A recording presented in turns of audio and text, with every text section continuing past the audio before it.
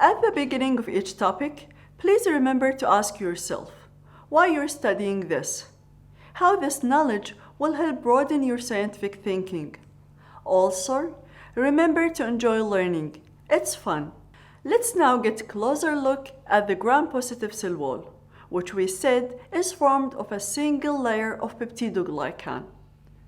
Their cell wall usually contains large amount of a secondary cell wall polymers, including teichoic acids. Teichoic acids are connected to the peptidoglycan and they appear to extend to the surface of this layer. They are negatively charged, therefore they help give the gram-positive cell wall its negative charge. Teichoic acids are not present in a gram-negative cell wall. Teichoic acids are considered to play important roles, which includes they help to maintain the structure of the cell envelope. They help protect the cell from harmful substances in the environment, as an example, antibiotics and host defense molecules. Also, they may be involved in binding pathogenic species to host cells, thus initiating the infectious disease process. As you can see in the figure, the periplasmic space of a gram-positive bacteria lies between the plasma membrane and the cell wall and is smaller than that of a gram-negative bacteria. The periplasmic space has relatively few proteins.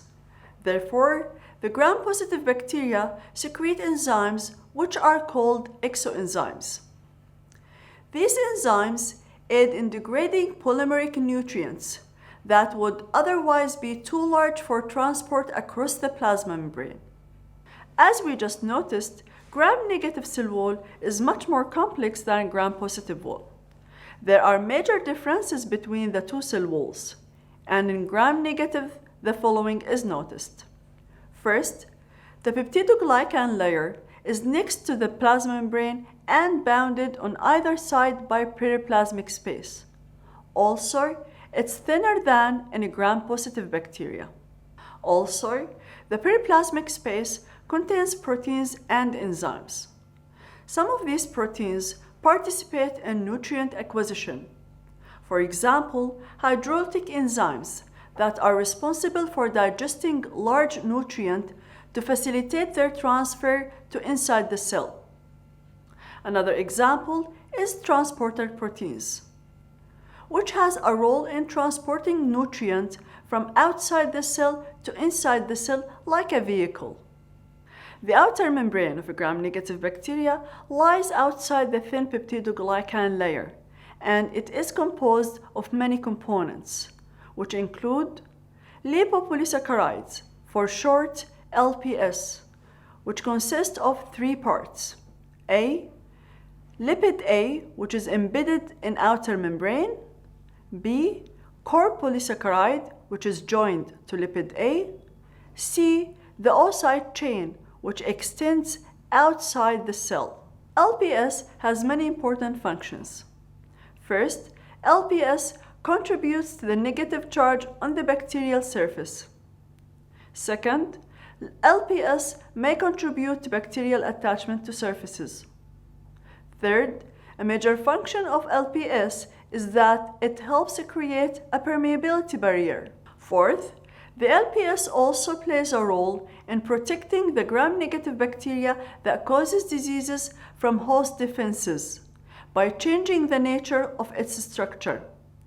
What does this mean? That after the host body secretes antibodies against the bacterial cell surface, the bacterium changes certain surface structures so the host cell will not be able to recognize it.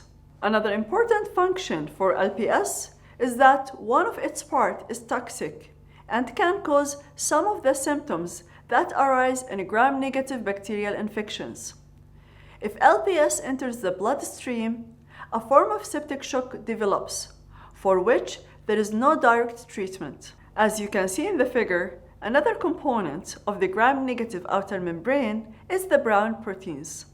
They help linking the outer membrane to the peptidoglycan layer.